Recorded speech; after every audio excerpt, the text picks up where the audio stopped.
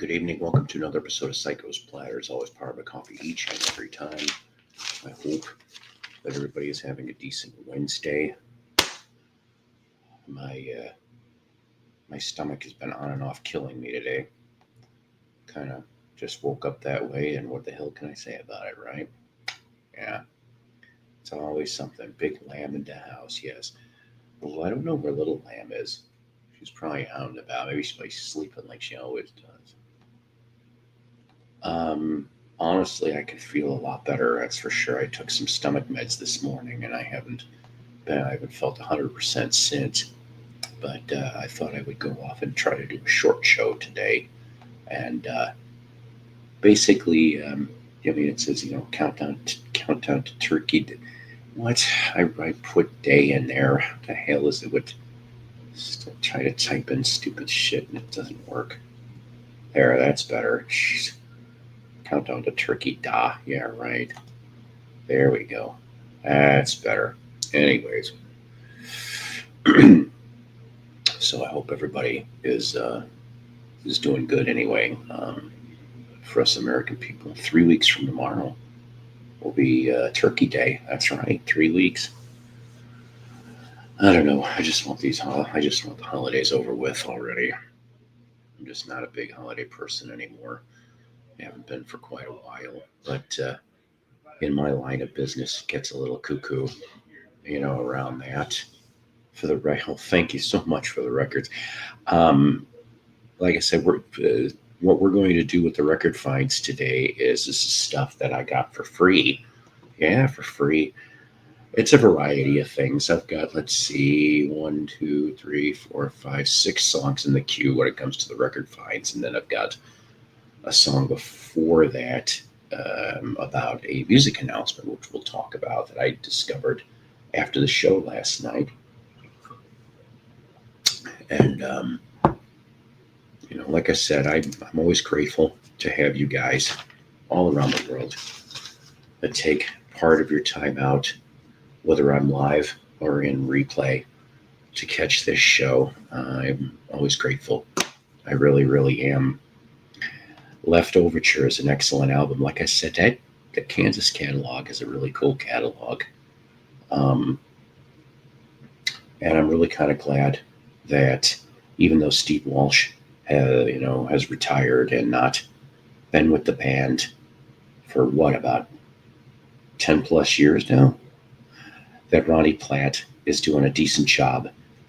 And I heard that there may be a new Kansas album in 26, so we might be getting a nice new Kansas record in the horizon for that. Phil Ehart, I am told, is feeling better. I think he's retired from the road, though, so it would be just studio stuff for him. So it's basically Richard Williams is the last OG member standing in Kansas, with the occasional Kerry Livgren appearance whenever he feels like it. Yes, I really do like the last couple albums that they've put out, and like I said, hopefully the next one that they do will be at least at that level of really, really goodly, hopefully very goodly. I thought, just on a whim here, that I would drop a public domain Thanksgiving cartoon, otherwise known as a stupid American cartoon. This one here, from 1945. And it is called Jerky Turkey, which is not to be confused with Turkey Jerky, okay? Which of course you can get at any Wally World or anybody else for that matter, maybe health food stores.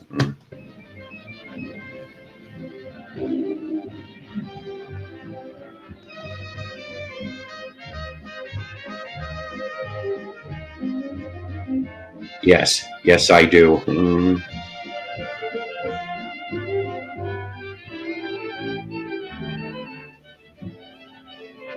Hey, Mason. Hi, Eddie. Hi, everybody. That's right, Ye Mayflower. Not April flower, not June flower, but the Mayflower. Look at all those pilgrims doing nothing, just standing there.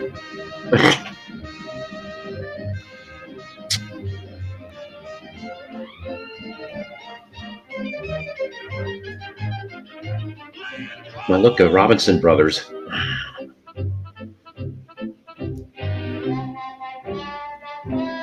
Oh, she probably will, definitely. I think she usually does get some turkey.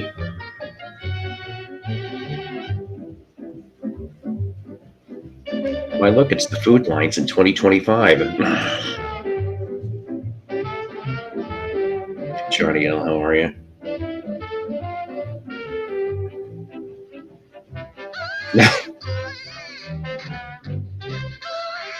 Oh boy, I know a few of those.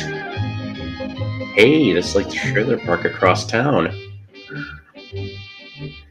I'm gonna shoot ye turkey for ye Thanksgiving. That's absolutely right, Droopy.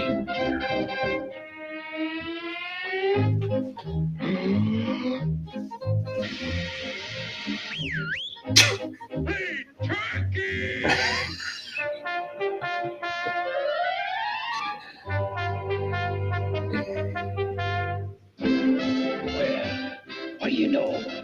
Another customer. Hey, look, it's Jimmy the Turkey.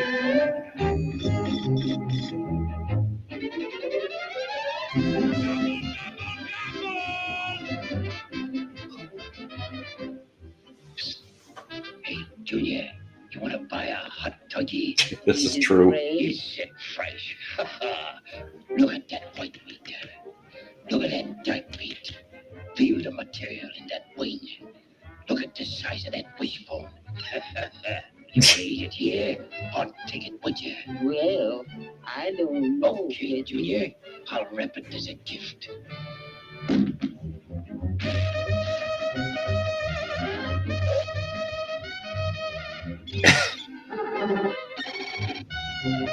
Turkey life.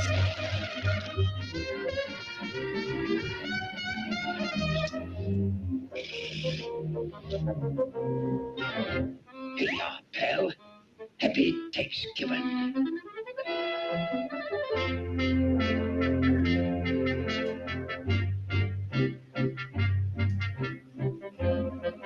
Uh-oh. A big dump in his pants. Oh no. I see he survived Taco Bell.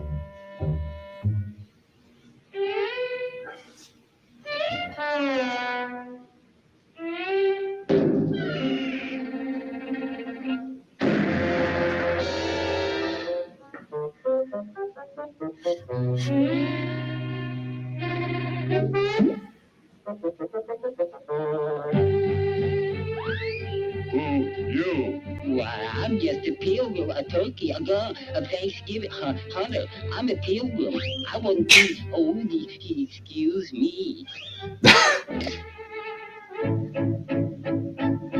Who you? We half breed. Oh, he's involved with Cher.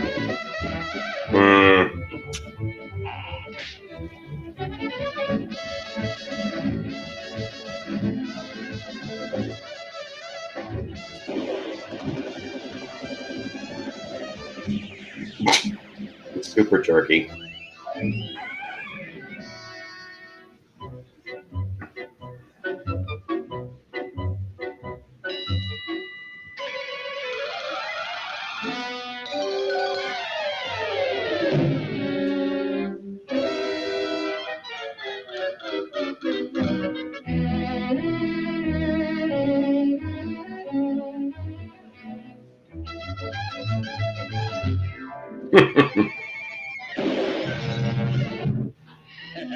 Cartoon physics. Joke. Hey, Junior.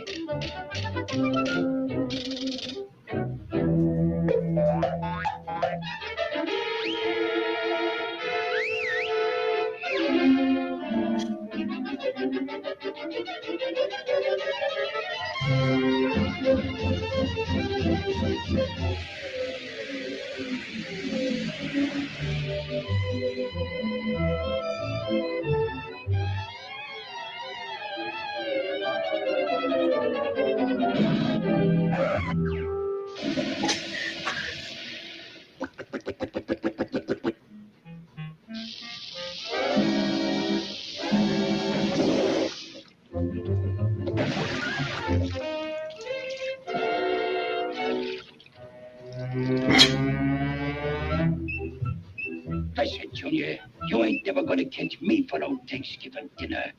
Therefore, why don't we eat at Joe's? Well, all right. We'll eat at Joe's.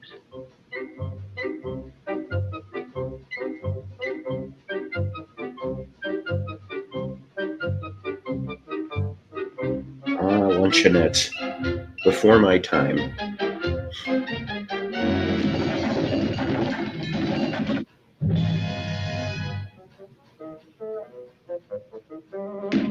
Oh my.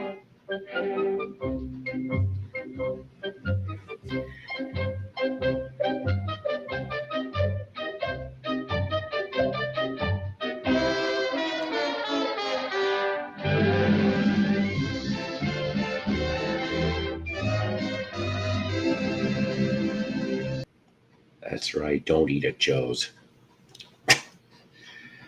Oh boy. I'll tell you.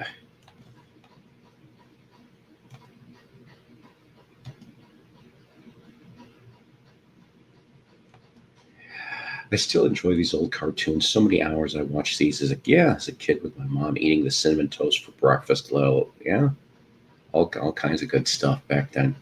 These Tex Avery cartoons have always been my favorite, and I think there's box sets of those, just the Tex Avery stuff that you could pick up. I did find out that I went to Wally World yesterday, I think it was. They've got the Peanut specials, like 40 of them, including the main ones, on like as a combined box set on a DVD for 56. That's not too bad. I know that they're putting them on Blu-ray. I have to just check the bonus content to see if it's really worth my investing the extra $15 roughly on that. But needless to say, I'm thinking about getting at least the DVD set if it's not much more content on the Blu-ray. There was a real art and skill about them. You could see the talent that went into making them. That's absolutely right, Sean. Seriously. So, the music announcement that I remember tripping on last night, and I wrote it down here. So Bill Wyman, yeah, Bill Wyman from the Stones, he's got a box set coming out called Treasury.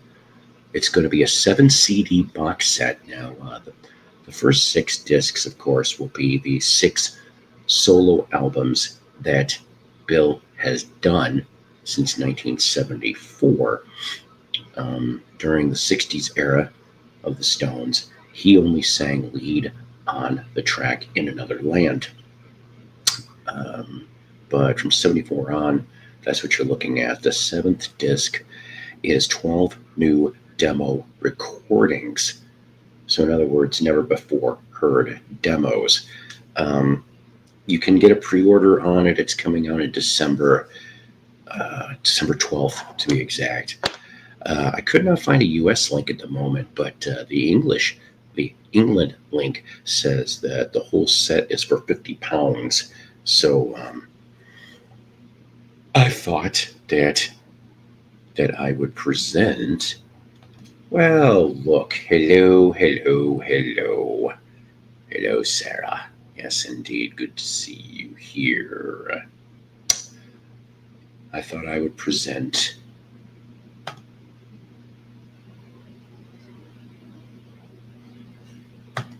Mighty Fine Time off of the album from Monkey Grip. You basically have Bill Wyman with Leon Russell. Yes, enjoy.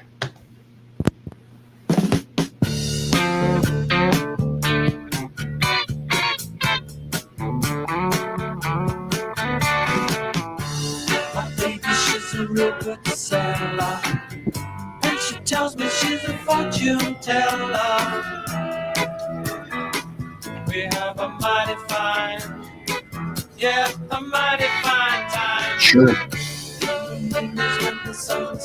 You know, you never get that Ron Wood solo from the 70s. I need to look for that if I can find it. We have a mighty fine, yeah, a mighty fine time. She sets my senses reeling, and then I get that good old feeling.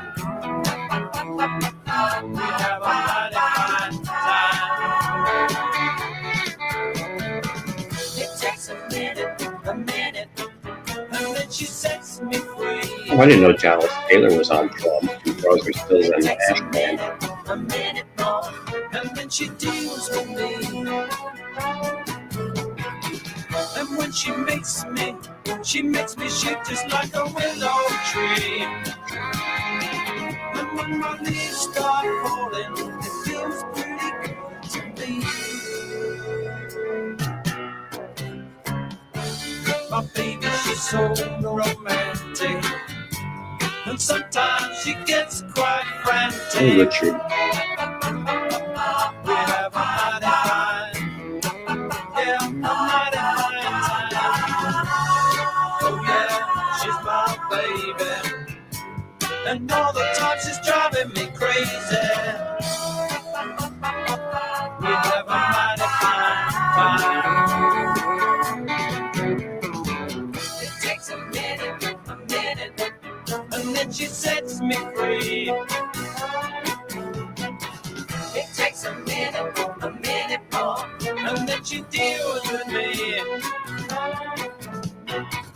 And when she makes me shake just Not like really, a willow but I know what you're tree. talking about. That is a strange relationship. It feels pretty good to me. Right. Right, Mason. Baby, she's so romantic. Oh my. Sometimes she gets quite frantic.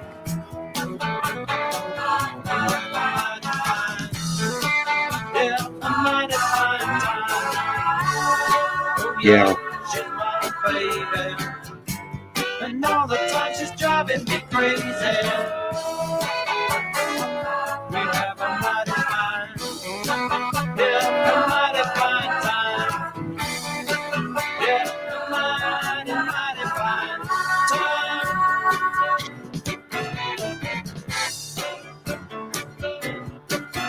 Fine time.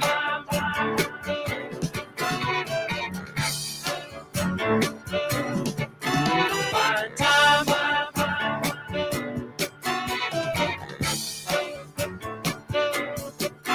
Fine time.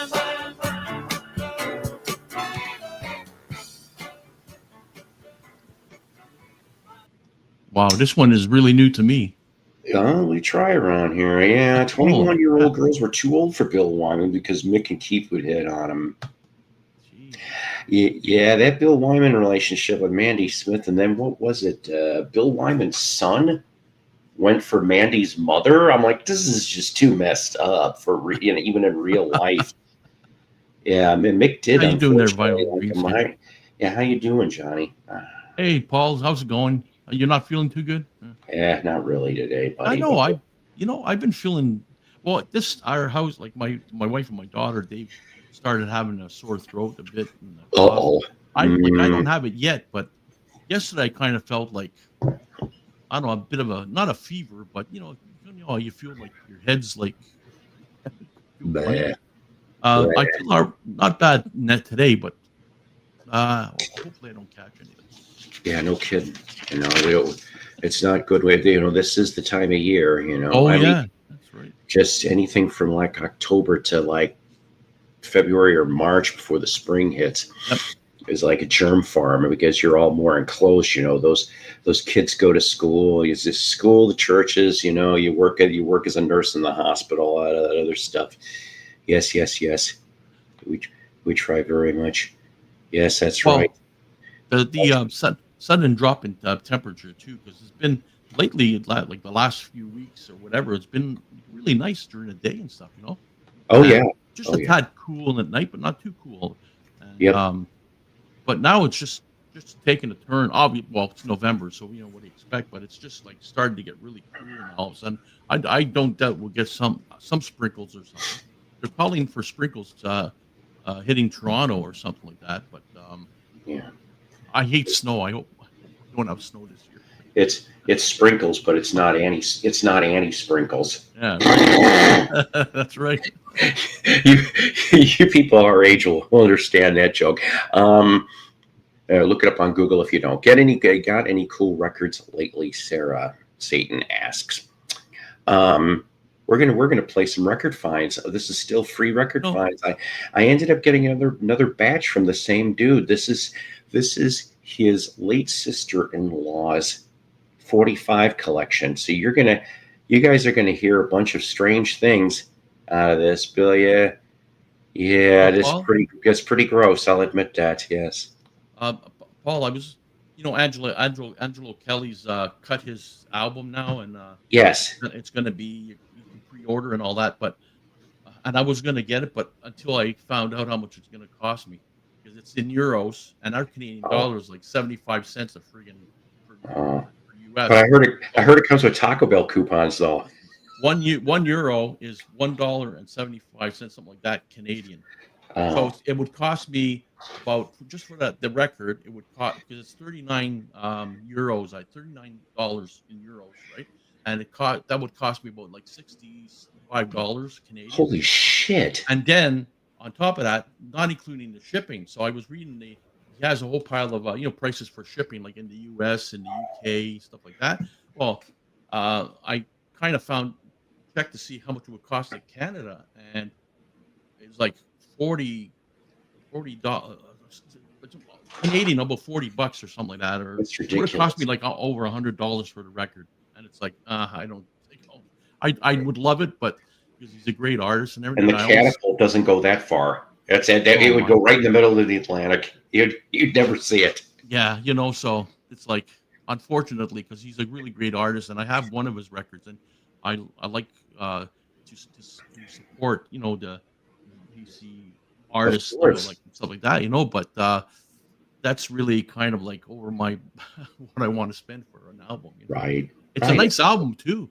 The friggin' vinyl is like it's a colored out vinyl, right? And it's like red. There's red inside and different colors on the vinyl. It's really beautiful, right? Oh wow.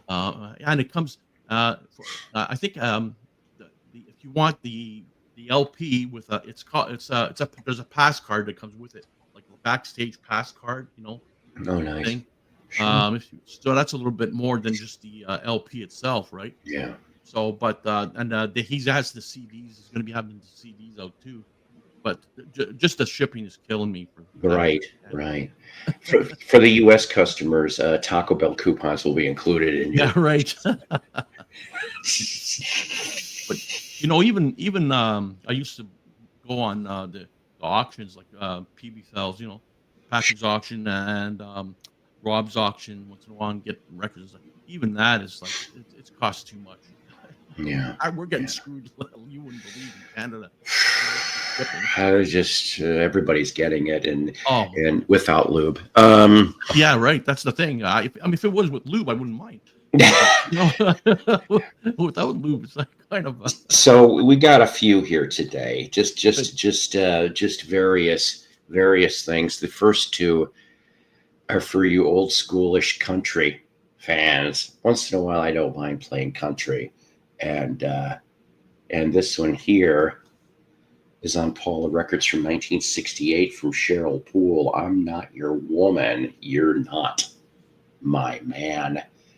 And hear a little good old school 60s twangy country. Just a little bit, kids, just a little bit.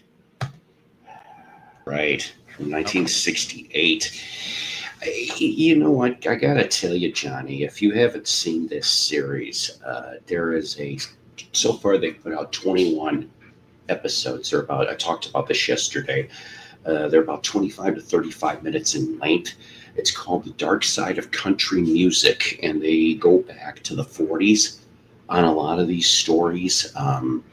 Some of the people that they've touched on, people like Hank Sr., Waylon Jennings, Jim Reeves, Merle Haggard. I just got done watching an episode with Don Rich, which we've talked about Don Rich before, who was Buck Owens' harmony singer and guitar player for about close to 15 years.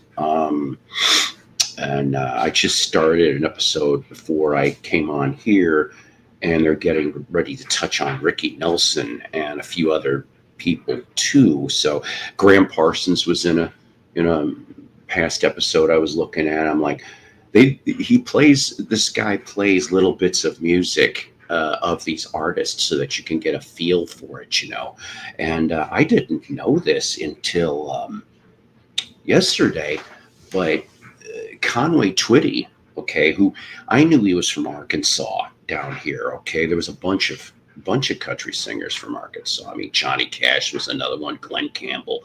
They all came from Arkansas, mostly southern Arkansas, but Conway, if I remember right, came from East Arkansas, okay, heading more towards Memphis direction.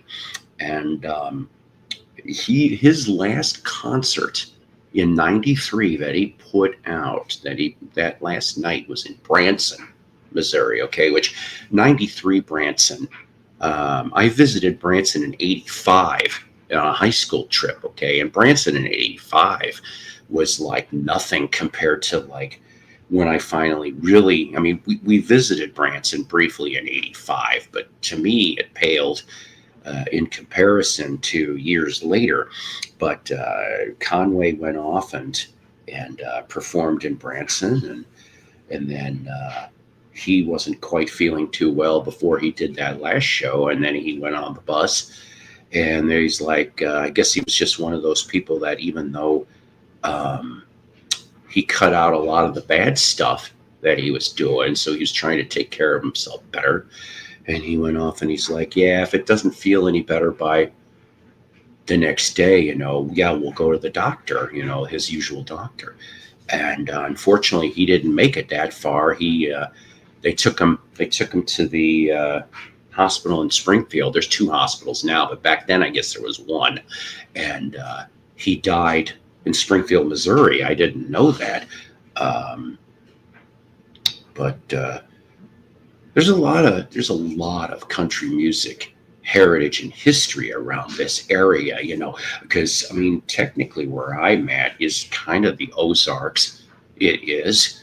But I remember, for some of you old country fans, I went into downtown Springfield one time, and they have a beautiful theater there called the Gillies. I never can quite get the spelling on it. It's a beautiful old-time theater, and it was there forever, it seems like, close to 100 years. But kitty corner from that theater was, and unfortunately, by the time I was there, which was, 2000? I visited in 2000, so I think the building was torn down, but there was a plaque that said that on this property was the studio where Ozark Jubilee with Red Foley was shown live, so imagine that, Nashville and Memphis, of course, being your hotbeds of country music, but in good old Springfield, Missouri, on ABC television, you could watch Ozark Jubilee every week in the 50s and the early 60s with Red Foley, right about an hour and 45 minutes north of here. I just thought that was quite interesting because a lot of people went through that building, a lot of famous people and a lot of up and comers. we were lucky enough, the wife and I, when we lived in Ottawa for a short time in the early 80s, I believe. I can't remember the exact time. I know it was in the 80s sometime. We saw a concert with um, Conway Twitty and George Jones, same on the same bill, same bill. What Oh an wow. excellent! What I know, what an excellent concert! My God, two icons, the same freaking concert. It was great, absolutely great. But we fortunate to see it, because my wife's a huge Conway Twitty fan. She got about 5 or 6 albums of Conway. But you were talking about Branson. I think isn't there a bar there that I think, now I'm not sure because I saw this on TV somewhere, that Loretta Lynn owns or something, and or some has a connection to that bar or something. The people go to that bar, like up and coming artists. Hmm. I think it's Branson. I'm pretty sure. You I could got be me wrong. on I that. could be wrong, but I don't know. But it's a bar in Brampton. I'm pretty sure. But Yeah. anyway, up and coming artists that want to make it big or try to make it big, they go to that particular bar to play gigs at that bar, and I think the granddaughter or something is now running it or something. Wow. I could be wrong. I know that she got some hand in some bar, and I think it's in Branson. I just kind of sort of watched a short thing of it on TV a couple of 3 years ago or something. Well, that was a cool double bill. I wish I could have seen Oh, Conway. it was. I saw George. I did see George at a county fair back up in Illinois, near actually like about 20 minutes from where I lived. Right. And I was like, I took my roommate. I said, we got to go see this. Well, And the thing. Oh no, go ahead. Sorry, I was going to say. yeah. Oh, it was a great, damn good show. We I was hung, going to say we the hung thing. out with a The mandolin thing is player. that the George Jones. The thing is that there's a bit of a delay. That's why. There's a thing that George Jones actually showed up on that concert. No show Jones. That's right. That's right. He was sober by the time. This was like 2000. Oh God, 2004, 2005. I think Yeah. I saw George. And if you were a fan club member, you got to go on the bus and yip yap with them Wow. and get your stuff, right? Which I didn't know about at the time. But after the show, and I thought this was really, really weird how they had it set up. George Jones was first on the bill, okay, at this county fair type thing, right? And so I found out that after the show, if you had stuff, then go to the stage left, and there'd be a dude coming out, a handler. So I have a George Jones autograph. I do, courtesy of I got him to sign some stuff. And as we were there waiting for the stuff to come back, who was getting ready to set up and go on stage, because I think like we waved to him or something, but it was Trick Pony. I really don't know their stuff, but I thought it was really weird that George Jones opening for Trick Pony. That didn't make no damn sense. It should have been the other way around. But Ronstadt in that. No, that's Stone Pony. But Stone Pony, okay. But so the thing is that hey Lisa, so my memory was horrible because I said before that I only ever went to 2 country concerts. I went to George Jones and I went to see Randy Travis during the Three Crosses tour. But I forgot that I did get to see, well, the king, kind of one of the kings of bluegrass. Back in the late 80s, I saw Bill Monroe at the Woodstock Opera House in Woodstock, Illinois. Yeah. But I don't remember much about that gig for some reason. I mean, everybody was going nuts, I mean, it was almost full capacity to see Bill Monroe. I was like, holy shit, this guy, we're talking like, I want to say it was 80. Oh God. 86, 87. That's when we saw him. So really 3 country concerts. And then like I remember I didn't go in, but it was a chain link fence. So you could see everything, but Alabama came one year and I got to hear a couple songs from Alabama. But other than that, I mean, that's not much to it. Now, this next one here, this is the last country 45. Just to make a correction, Paul. Yes. I just looked it up. No, Loretta Lynn didn't own a bar in Branson. The Patsy Lynn, her granddaughter, or her daughter, owns a bar called Patsy's Bar in Wisconsin. And in Wisconsin. Yeah, and I wonder where. Well, Hey guys. up and coming artists go there too. See, Right. because now there's a place in Wisconsin Dells. Wisconsin Dells is a touristy town, okay? But they made what was called the Crystal Palace. And believe it or not, I don't know why I know this, but one of Buck Owens' final gigs was up there in Wisconsin Dells at the Crystal Palace. That's cool. No, I don't even get any stupid Walmart promo codes. You know what? I've got to tell you something. I do love me some bluegrass, and if I ever, it's in a box. I came across this damn thing, and I cannot believe it. I picked it up for $1 at a Goodwill. All right. This is from the 70s. I want to say the late 70s. Okay. There was a folk/bluegrass festival. And somebody must have been behind the scenes working it, because I swear to you, I think I counted close to 50 autographs on this program. Okay. And there was people like Ralph Stanley, oh my God, Doc Watson, people like that. And I'm going, who the hell dumped this thing? I found it, went and bought that damn thing faster than anything. I mean, I don't even care if it's worth anything or not, which it probably is. But the point of the matter is there had to have been a great story, and this is signed in multiple different types of ink and writing. And I'm like, there's no namers on this program. There's big namers on the program. And Bill Monroe, if I remember correctly, is in that damn program. He signed that thing too. So it's just like, and I found that maybe about 5-6 years ago. I found that at a Goodwill here in town. Imagine. There's a book called Detroit Country City, written by Craig Mackey.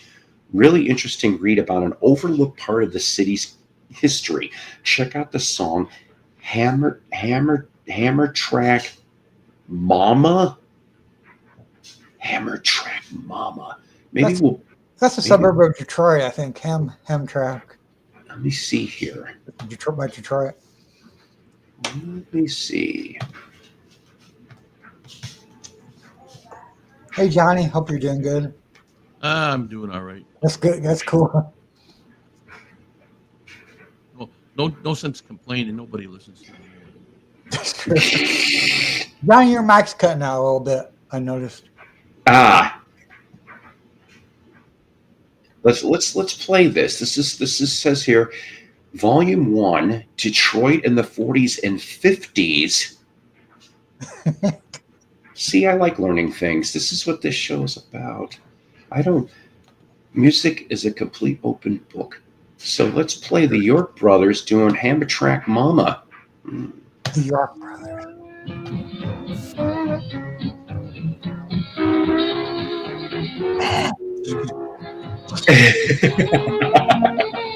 Urban Dictionary. Hey, Grateful Dog. Now I met a gal one night in Highland Park. The sun had gone down and it was dark. Oh, such beauty I ain't seen. She's a picture of a queen. She's the gal I met one night in Highland Park. I was sitting at a table all alone when she walked up and said, please take me home. Some of her I didn't see, but she sure seen all of me. She's the gal I met one night in Highland Park. Yeah, put it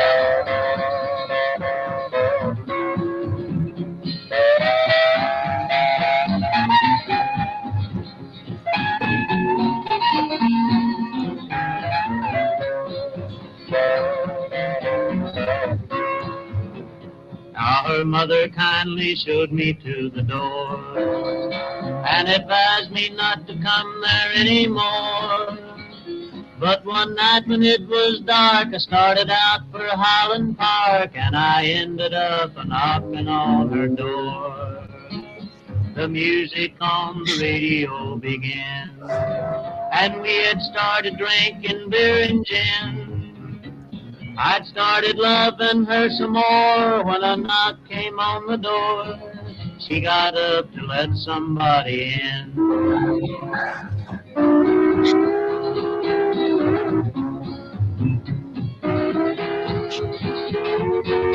You never know what you're going to hear on the Psycho Bladder Show. Very true.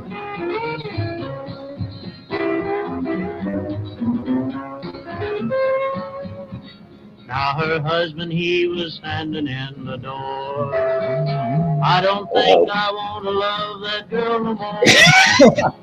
I tried to smile and grin, but he clipped me on the chin, and I ain't been back to Highland Park no more. Now, boys, let me give you some advice. You may have tried it once, but don't no more. 'Cause after it is dark, stay away from Highland Park. Don't be knocking on the married women's door. That's right, or you'll get your ass handed to you on a platter. And I wish I would have learned that lesson when I was younger. Unfortunately, yes, I did have a long dalliance with a married woman who wanted to get divorced. And, well, I thought we'd have ourselves a nice big family. And look where that landed. Anyways, that'll teach me. God's laughing at me. So, anyways, where was I here? Yes, I'm hearing the dirty lyrics too. Yes, well, that's great. You're welcome. I learned something new. Thank you. I never heard of the York Brothers. Me neither. So, how you doing, Dave? I'm doing good. Good. Did you find anything today? No. Today? Kind of a snoozer fest, huh? This week. All right. So how about this? Here's another one. Here's my last. Well, okay, maybe not my last country song, but after this, we're gonna shift to a different thing for a minute here. So from 1960, very unique name on Sully Records out of Oklahoma City, Jeff Kendall's country. The Wild Side of Life from Hyatt Stamper. I do like this dot sleeve, though. That's how I got it. So let us listen to Hyatt and see what the heck, not to be confused with his cousin, Hyatt Regency, who owns a chain of hotels and stuff like that. Is that the same Wild Side of Life from the early 50s by Hank Thompson or someone? Different song. I'll wait till you play. Sorry, we're not playing that one, though. Yeah, I showed the wrong side. But you're right, though. It is the same Hank Thompson one. That's right. There's early 50s country song, I know, The Wild Side.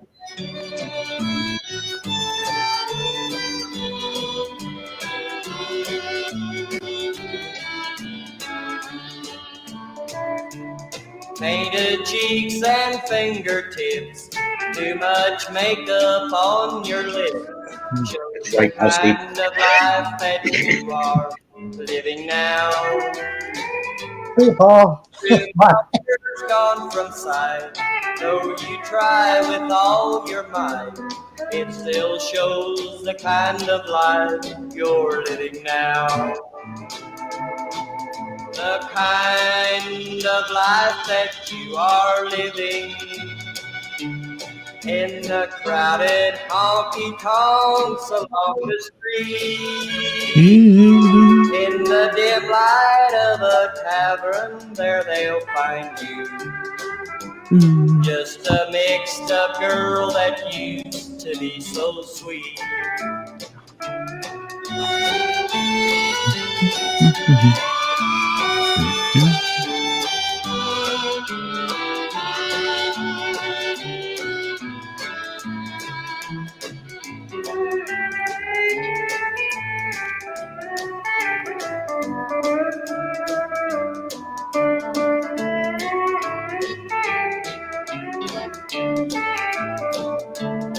Painted cheeks that once were fair had a beauty that was rare, but they Hey, Danny. faded from the life you're living now.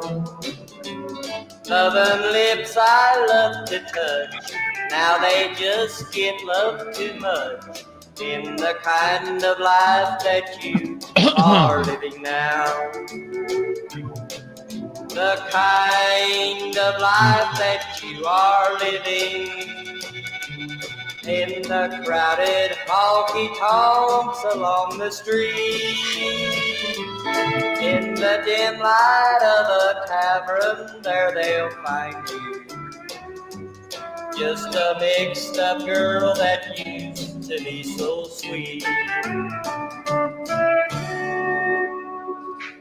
Yeah, that's not bad. That's right. I agree. I'm telling you.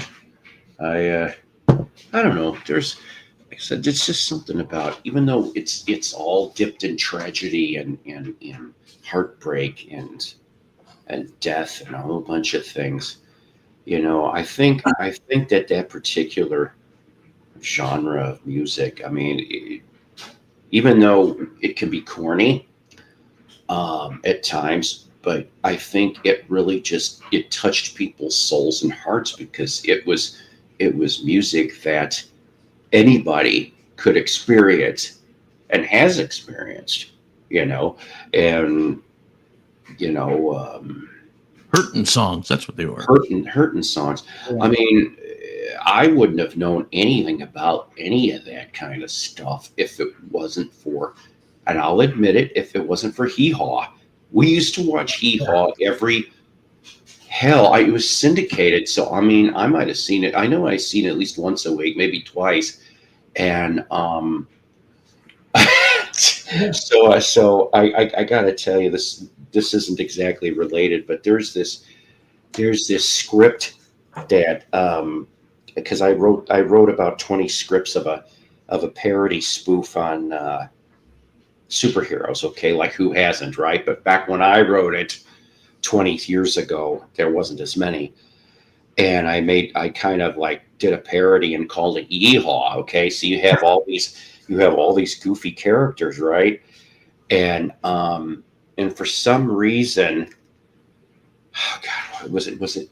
Did I have Johnny Cash and Jim Dandy? For some reason, they're in the fucking cornfield, and Jim Dandy's got his washboard, and he goes, "Johnny, I just don't understand it." He goes, "Every time I try to play this electrified washboard, this is what happens." And you see he's playing the washboard, and there's popcorn shooting out of the corn stalks, and you just see, and somebody turns, and Johnny's like, "That's so stupid."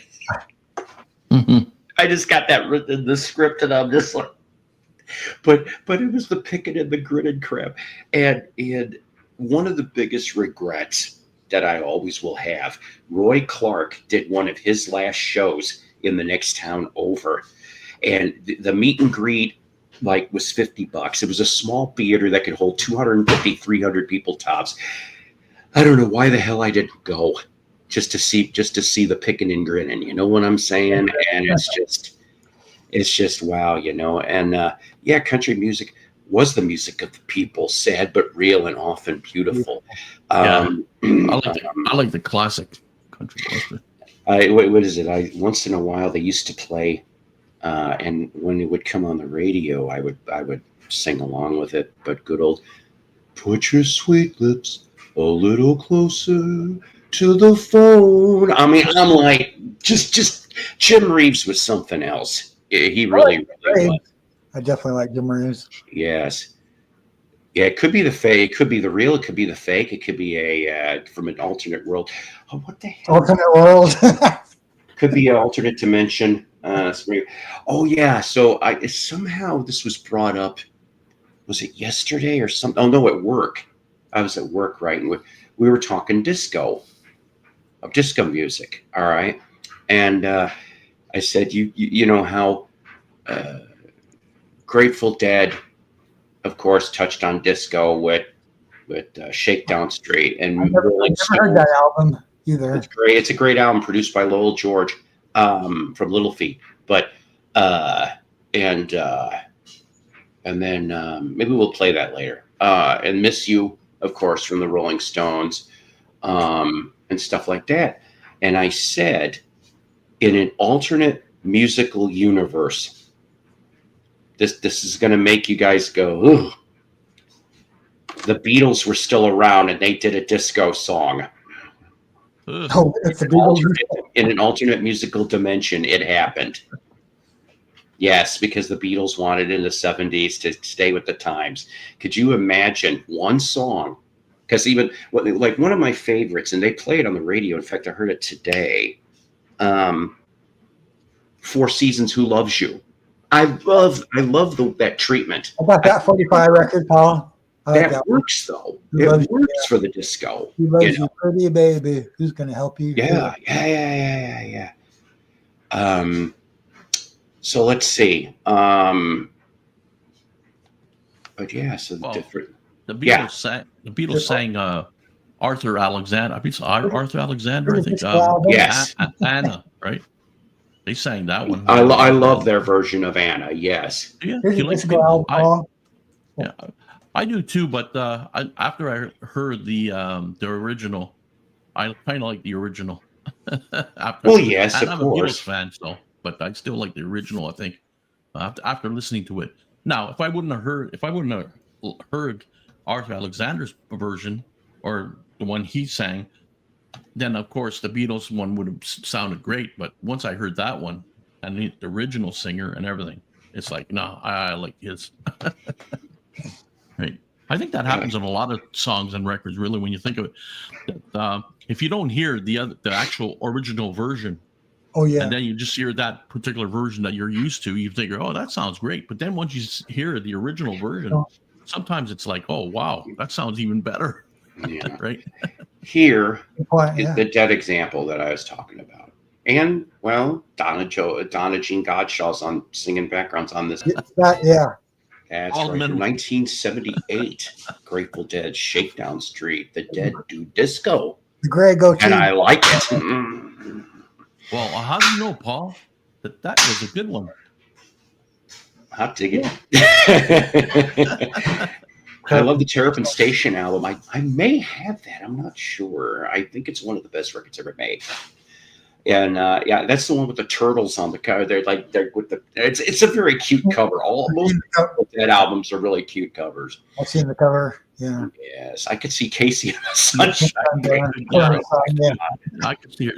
Oh sound my like that. God. Casey and the Sunshine Band are coming to Hot Springs in January. I'm like, oh, shake, shake, shake your booty, indeed. Yes. Next. Now we shift a little bit, just a little bit. Johnny L is going to appreciate the next couple. I think he will. Yeah. I Yes. appreciate everything you put on there, Paul. Oh, well, thank you. So, United Artists label, we've got Billy Barnes. Now, Billy Barnes, he got his start in the Five Echoes, the Sultans, And and others, okay? This 45 here is from 1958, Cool. and it's called I like that era. If You But Knew. Yes, it's kind of nice, actually.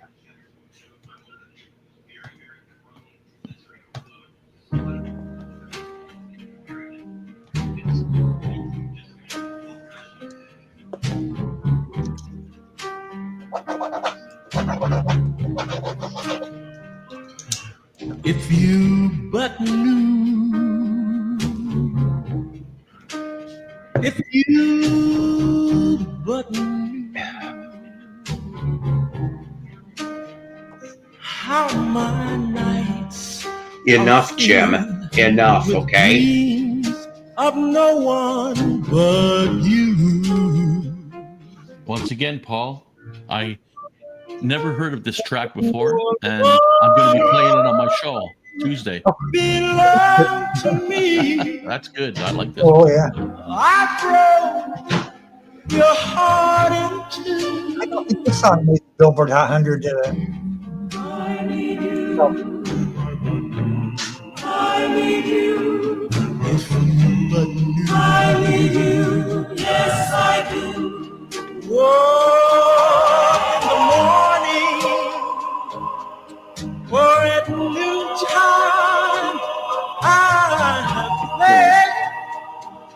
a happy part. Oh, but when it's turning out my time, I've got to face what I feel in my heart. See, this is one of those sock hop songs that you'd be dancing close with your lady. Slow dancing. Well, this is a good tune if you have your girlfriend in the back seat, you know, and driving. I've been there, done that. I mean, what? But I had a 71 Impala, so I had room.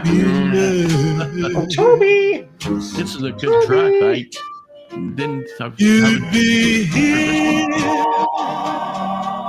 by my side. I mean, how can you not love this kind of music, really? I know the young folks are probably going, ugh, but back then, these were love tunes and stuff like that, you know, have a girlfriend at your side and you have like that. In a 1957 Chevy convertible, looking over lights, you know, and the lights of Manhattan or whatever you want to see. Toby, what are you eating? I like that one. That is nice, yeah. Me too. Yeah, Toby, what are you eating? Yeah, I'm talking to you. One. I wrote it down, so I'm going to make sure to play that on Tuesday. See, this is half the reason why we do it. I'm just not into the long jam tracks by the Grateful Dead. However, if I dropped a hit of Blue Micro Dot, I probably would feel differently. This one here. So, this is if this is actually the B-side of this, but I never on Webcore Records never heard of it. Walkin' Willie. It sounds so funny. Ha ha That sounds ha. familiar. That walking. I don't know. Well, maybe you'll hear he's listening to this, and maybe you'll know. I don't know. But this one here from 1962. Yeah, 62. So.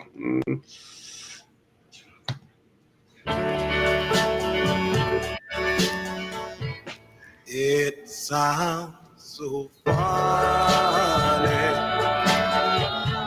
to hear you say that you are leaving me today. If I had thought it over when this thing began, I'm sure it wouldn't have come to this turbulence. But I know you got so high, but I didn't really need make you cry. If you showed appreciation when the thing began, I'm sure it was never to this turn. I like this one, Paul, too. Mhm. But I know you got so high, but I didn't really mean to make you cry. If you had thought it over a long time ago, Oh my God, I haven't seen that in forever. I've seen that movie. But yeah, that and American Graffiti, huh? Kinda. I've seen American Graffiti more than once. Maybe. I don't want you. There's another good one. American Hot Wax. Check that one out. I've only seen that movie once a long time, I way think it long was time ago. pretty much about Alan Freed, I think. More Oh, or less. yeah, you're right. Jay American Leno was Hot in it, I Wax. think. Jay I'm Leno, telling you. yeah. I think, yeah. Alan Freed, I'll tell you what a Jesus. You know, this is okay. So just for 2 seconds, I'll bring this up before I get to the next song here. I always thought that it was such hypocrisy in 1960 with the payola shit, right? So Alan Freed gets it. Okay. Pretty bad. Okay. I mean, it sped up his drinking. I mean, he was dead, I think, by 65. I think he was dead by 65, if I remember right.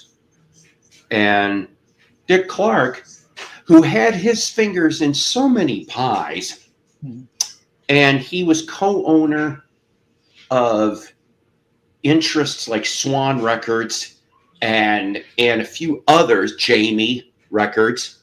He had at least minority stakes in those labels. And when, of course, he would push the 45s or on those labels so that he could get money. Another little goofy story, and I'm not entirely sure how true it is, was Danny and the Juniors at the Hop. I love that song. I think it's one of my favorite 50 songs. But when they were getting introduced to Dick Clark, the song was called At the Bop. And Dick Clark goes and says, change it to Hop. He goes, and it'll sound better. Well, they do that, but the catch is that now Dick Clark wants half the publishing because he came up with the damn the one word. I'm like, you son of a bitch.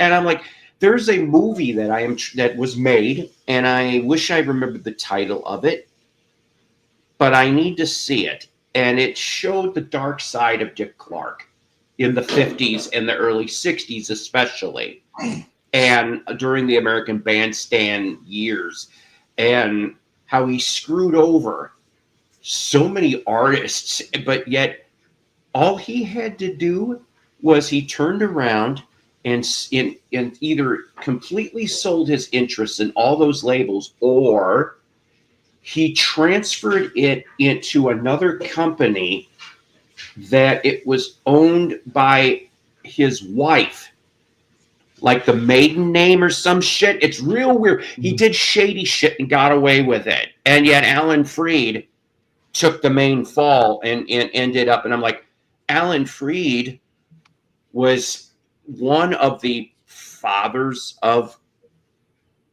rock and roll. I don't care what anybody says. I mean, if it wasn't for the Moondog radio show, which of course I heard he swiped that shit from somebody named Moondog that used to perform on the streets in Cleveland. And I'm like, it just goes to show you that somebody always took from somebody else. But where does the true credit lie? Where does the real credit go? You know what I'm saying? There was a few good DJs. There was Porky Chedwick from Pittsburgh. He was one of the top dogs in the DJ industry from Pittsburgh. And then there was Murray Decay from New York. Another. I never heard of Porky. DJ. You got me on that one. Yeah, I never heard that. Check it out. Porky Chedwick was one of the top DJ guys going, and Pittsburgh and stuff like that. Oh yeah, and yeah. Jeez. And so there was a few good ones. Now, as far as I'm sure Dick Clark. Dick Clark was right for the change of that name to the Hop, because I can't picture it going, at the Bop. The Hop sounds better, really. But you're right. He probably did that because he wanted a little bit of a scratch, right, for doing it right. And but what's his name? Alan Freed. American Hot Wax. I think that one touches on Alan Freed a lot more. And at the end of the movie, well, I'm not going to tell you the end of the movie, but you got to watch it, right? Right. It touches on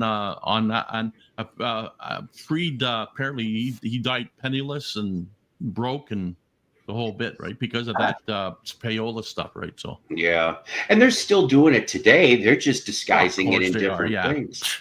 It's doing they're doing it a lot today, but you'd see too back then. A lot of race thing was happening too and stuff like that. So there are a lot of black groups that were really, really good that I played on my show that I've never heard before, and they were some of them were unreleased, and they couldn't really afford to give Freed or any of them, some payola, so they couldn't afford to do that. So Freed and all them too also took the groups that could afford to pay them, right? But there's a lot of black groups back then that that because of race and stuff like that couldn't make it on the top 10. And if you heard some of their unreleased material from these black groups, it'd be like, are you fucking kidding me? How can they've not been the top part of the top 10 songs going? And that's what I found when I started this doo-wop thing and everything. When I heard some of these records that I've never heard of before and found out that they were unreleased or something, that they didn't make it to the top 10 or anything like that, I'm thinking, you got to be kidding me. I have somebody backstage I've never seen before. Can you wave for a second, please? That's what I figured. That's what I figured.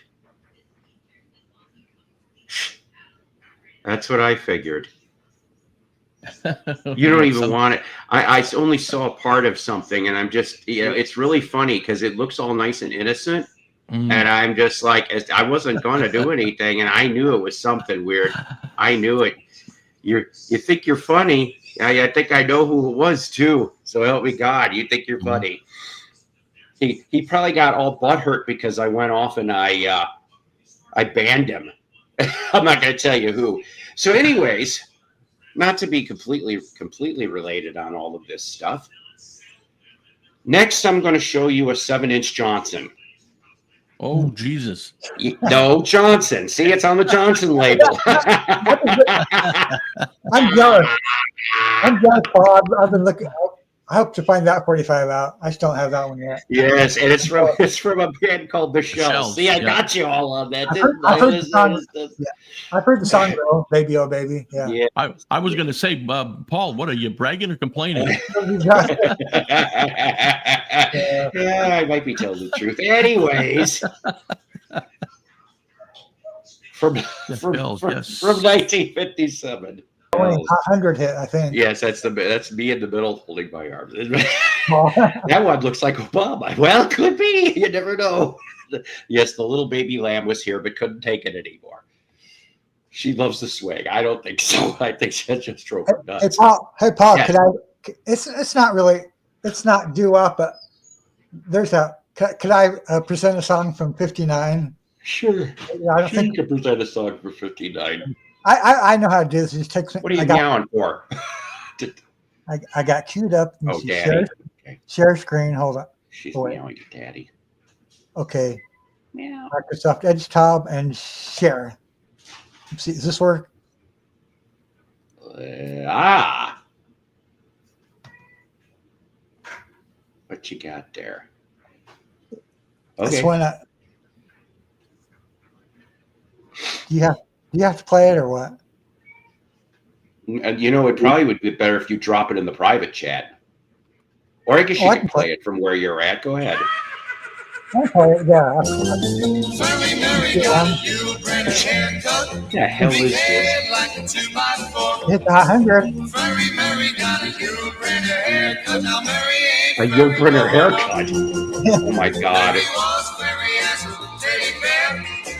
Until the barber cut off his hair, shaved his head, quick as a wink. Now the flies all use it for a rubbery. Very Mary got a Yul Brynner haircut, big head like a 2x4. Very Mary got a Yul Brynner haircut. Now Mary ain't very no more. Mary now hurries when he goes to school. Don't want to grow up a bald-headed fool. Teacher said he's doing fine. He's got a head like Professor Einstein. While Mary gotta do a It does kind of sound like Stupid Cupid, yeah. Mary gotta do a brand new haircut. Now Mary ain't very no more.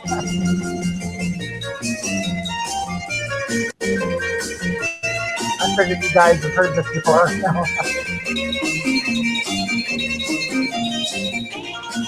Okay, I'll make that. Huh. I don't know if I've ever seen that. I may have to look into I've never that, seen Sean. Mary don't scurry at the high school hop. He's really smooth as a brand new mop. All the girls think he's cute. His bald head looks like a ripe grapefruit. Mary gotta do a brand new haircut. Big head like a 2x4. Mary gotta do a brand new haircut. Now Mary ain't furry no more. Mary ain't furry no more. Mary ain't furry no more. Mary ain't furry no more. That's right. From yeah, she was one of the original no bushers, Harry Mary. The UK had an RCA of the trade winds for Freddie Murray as well. Wow. In the UK, so Jeez. Let's see. Last 45 find of the night. I do have another song past this in the queue, but I thought this was kind of neat. This one here from 1962.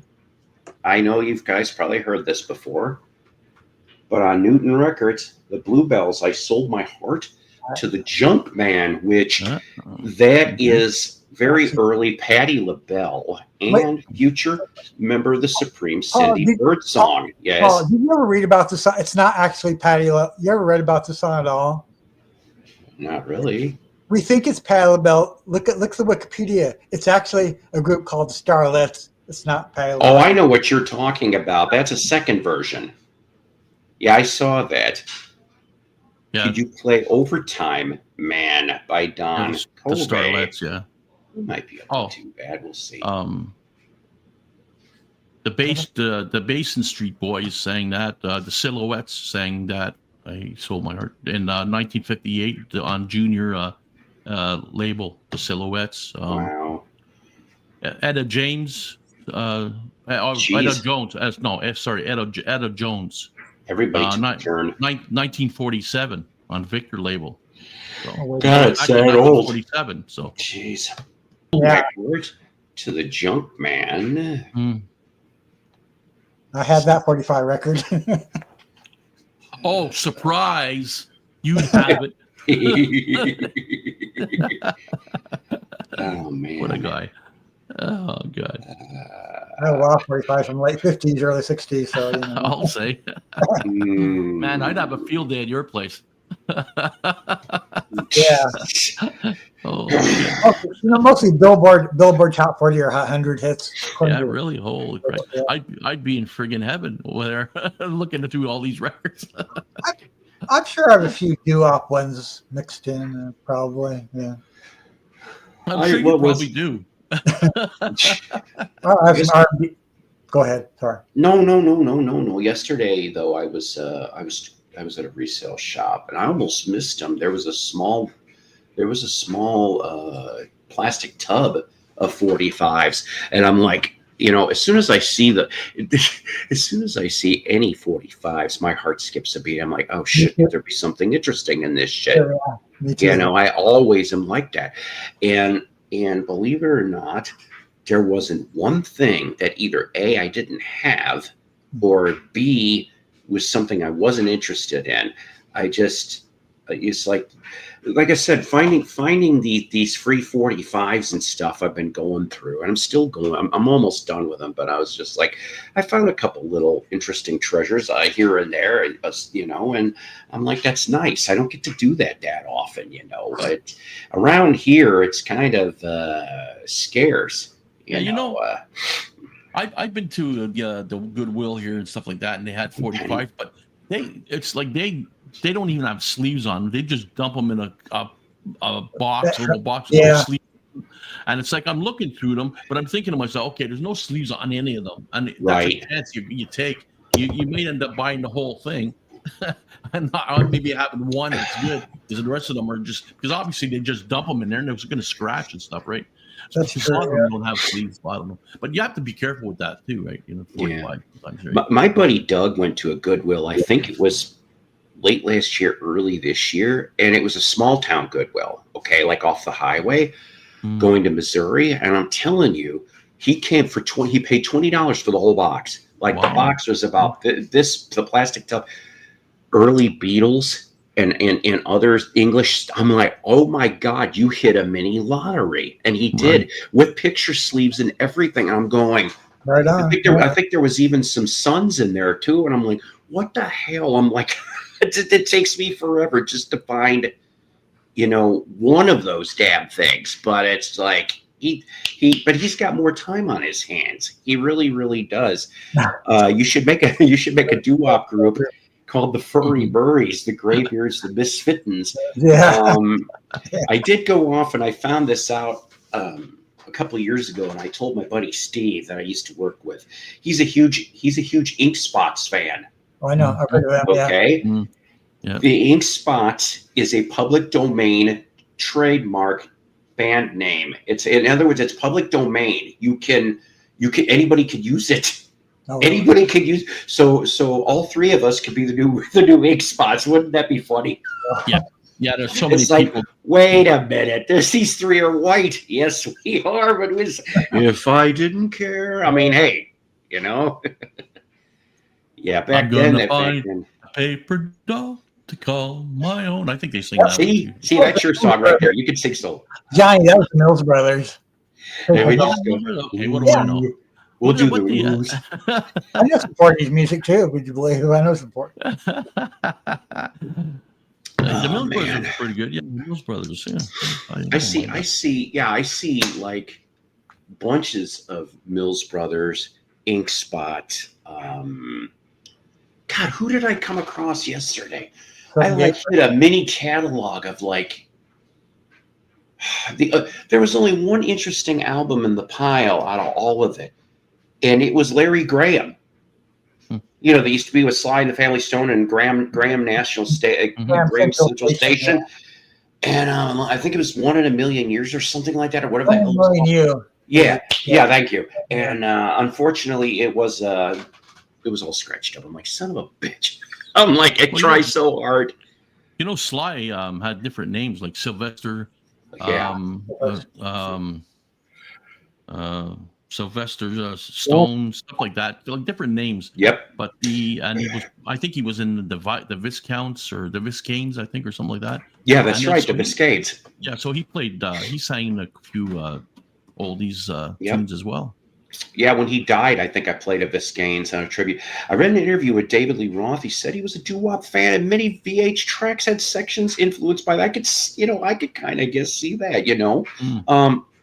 I'm glad that that these musicians would pick all this up. Well, like the Penguins' "Memories of El Monte." Yeah. Frank Zappa. Yep, that song. That's right. You would know some of the songs called Frank Zappa sang and the old Let's songs. See. Let's pull that up though, because maybe most of the people. What are you doing, Toby? I never heard Memories of whatever.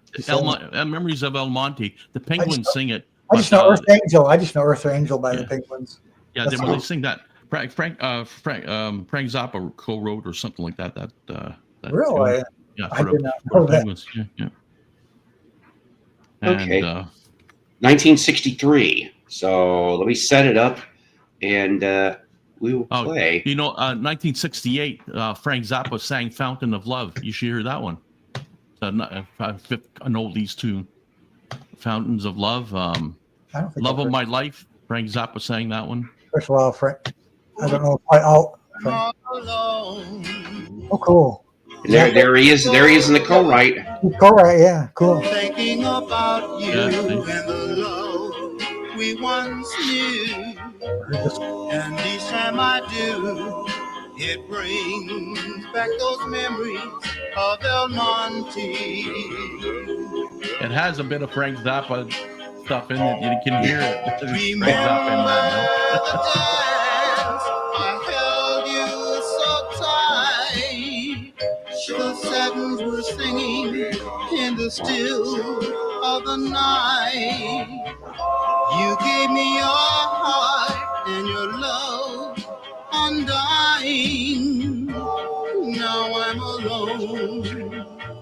I'm sitting here crying.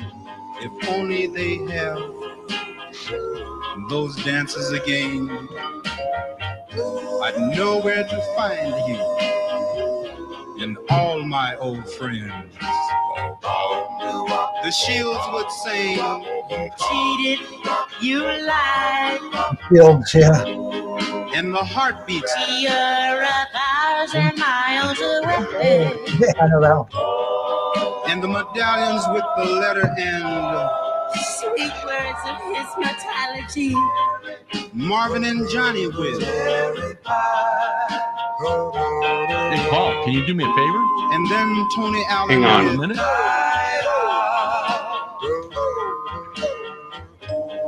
and I, Cleve Duncan, along with the Penguins, will sing Earth Angel, Yeah. Earth Angel, will you be mine at El Monte? Killer tune. If I could go back to those days of the past, I'd show you a love that would last. Oh, I remember those wonderful dances in El Monte. In El Monte. Earth angel, earth angel. Paul, Yes. I've heard that. can you do me a favor? I don't know if you have enough time. Can you play What's up? Frank Zappa? Another Frank Zappa tune? A Fountain of Love? You mean this? Fountain of Love. Yeah. Yeah, I already set it up already. Did you? You little devil. Crazy love songs. It's a good one. About he's like Frank Zappa. I love that song. It's the first time Yeah. I've heard that song. Good one. It's Yeah, a it's a nice good one. song. He has a few other good ones too. Did Frank Zappa do it? Frank Zappa do an album called "Cruising with Ruben and the Jets"? Is that? Yes, that's what it's off of. It's part. I think it's okay. that. Yeah, Cruising. I think it's in that album actually. Like late '60s or something. Really yeah. good Yeah. stuff. Gang, we got one song left in the queue. And I want to say to the almost 20 people here, smash the like button if you haven't done so already. Please go and please subscribe. If you haven't subscribed, that'd be very grateful. Check your subscriptions, make sure ding that bell, all that other crap. And if you feel up to it, please, if you're inclined, donate. The money goes to cheap coffee, cheap records, and to help offset the StreamYard fee. That's right. We're going to close this off tonight. What do you mean? I'm telling you guys you're playing the wrong version. I don't know. It's the first one that came up. I'm sorry. That's cool. As I said, not my thing, but I appreciate you. Finally, love the music. So we're going to close this out today with going back to 1968. Boy, oh boy, when this album came out, and there was a mini controversy. And yes, dang, the dryer's done. And they went on the Grand Ole Opry, and boy, oh boy, people were pissed. And especially Ralph Emery. Ralph Emery is We're talking about the Byrds with Graham Parson, Hickory. Yeah, from Sweetheart of the Rodeo, 1968. The Byrds with Graham Parson, Hickory Wind. I'll have to present that song and "You Ain't Going Nowhere" for you sometime, Paul. Yes, maybe the next show. These later Byrd albums are worth investigating. All right, very good. And I want to thank everybody here. We almost did an hour and 45 today. Had ourselves a nice core audience, mostly. One troublemaker, but we got rid of him mostly. And but you know what? I don't know when we're going to do our next one, to be honest with you. But we'll just go day by day, right? No, don't start singing Godspell. I ain't in the mood for that. Day by day. Yeah, but yeah. Anyways, but it is time for an old bearded fat man to chew a record. I want to thank Johnny and Dave here for being up here, and I want to thank the best damn audience I've ever got See the chat gallery. for the VC Island of Misfit Toys. Oh, hold on, Have I a- got my record ready too to chew. Good, very good. 3, 2, 1. Psycho's Platters is a Love Peace production.